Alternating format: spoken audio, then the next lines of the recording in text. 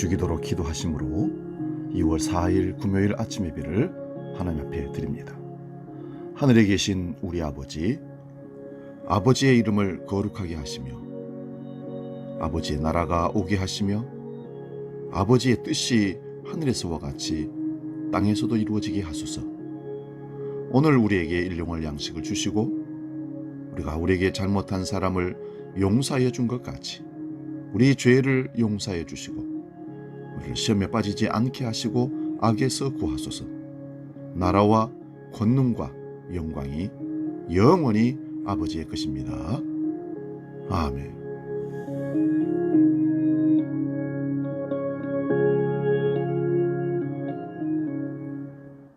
찬송가 430장 주와 같이 길 가는 것을 함께 찬송합니다.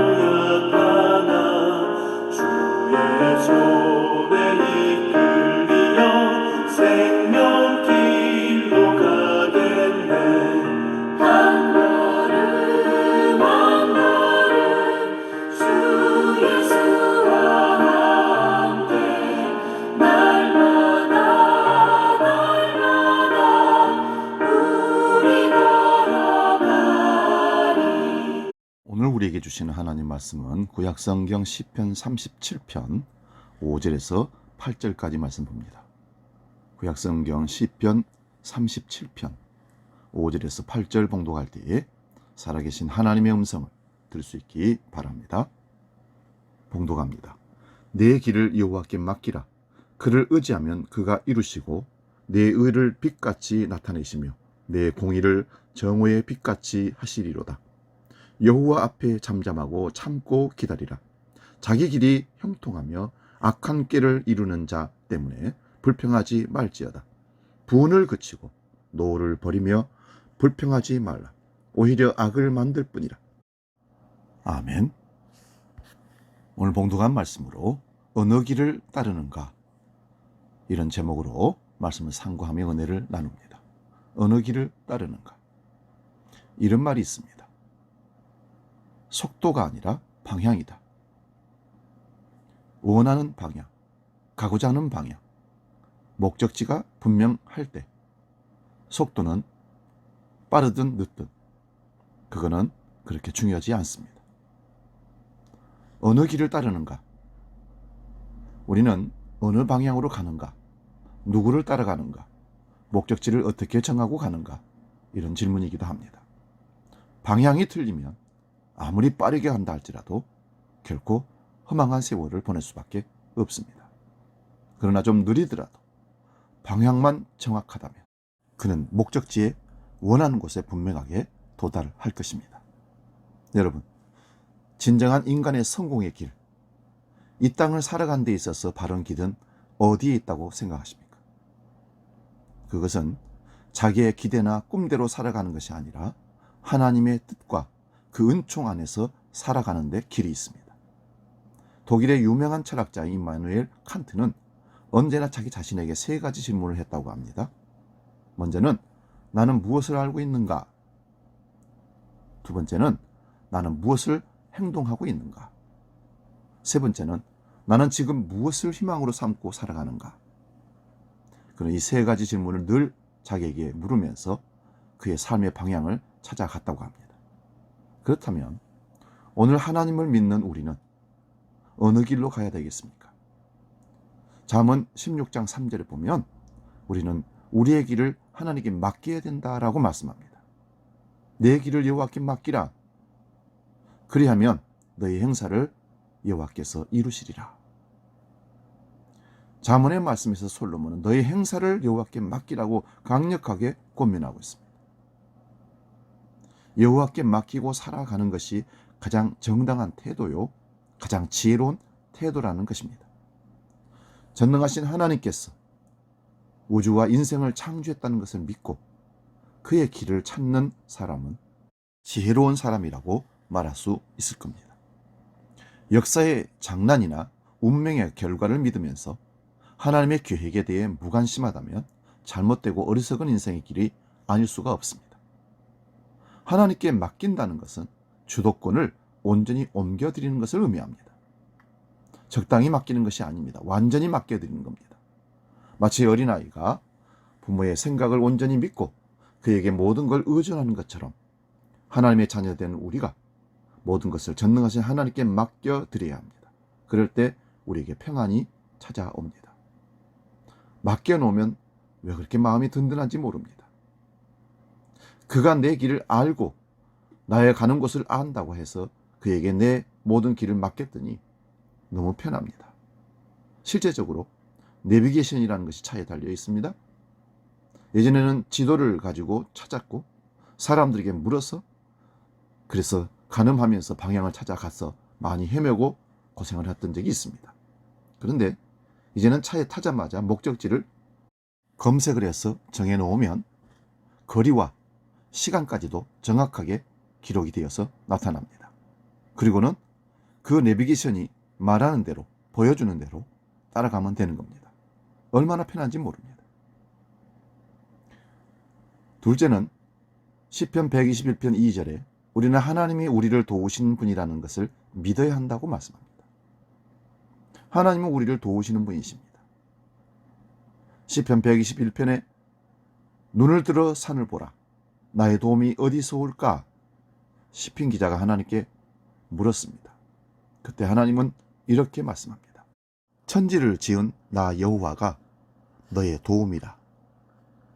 이 천지를 지으신 하나님이 나의 도움이라는 것을 믿을 때 더 이상 이것보다 완전한 보험은 없을 것입니다. 하나님을 신뢰함으로 겸손히 나아가 길을 물을 때 하나님은 예비한 곳으로 우리를 인도해 주실 것입니다. 똑같은 환경, 조건, 불행 속에서도 하나님을 의지하는 사람, 하나님께 기대를 갖고 사는 사람, 하나님의 선한 인도하심을 믿는 사람은 모든 것이 합력하여 선을 이룬다고 말씀합니다. 그렇다면 우리는 어떻게 해야 우리를 도우시는 하나님을 온전히 믿고 우리의 길을 하나님께 맡길 수 있을까요? 먼저는 조급하지 말아야 합니다. 오늘 본문 7절을 봅니다. 여호와 앞에 잠잠하고 참고 기다리라. 자기 길이 형통하며 악한 꾀를 이루는 자 때문에 불평하지 말지어다. 잠잠하고 참아 기다리라. 이 말은 성급하게 행동하지 말라는 말씀입니다. 조급하면 일을 그르칩니다. 그러나 조금 느리더라도 기다리면서 잠잠히 그 모든 문제를 바라보고 조망하면 답이 열쇠가 보입니다. 두 번째는 인내해야 합니다. 우리는 하나님의 뜻이 온전히 이루어질 때까지 십자가를 참고 죽기까지 복종하신 주님을 바라보면서 인내해야 합니다.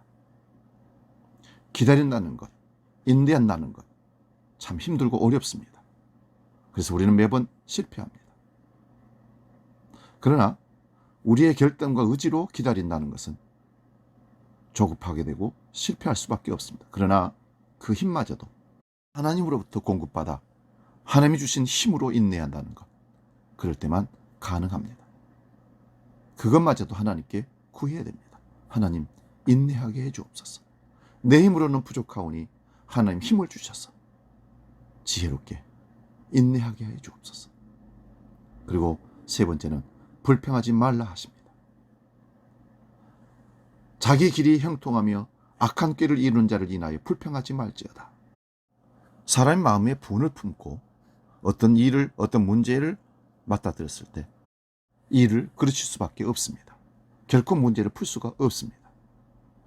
불평을 가지고 일을 접근하면 결국은 불평의 열매를 거두게 되는 겁니다.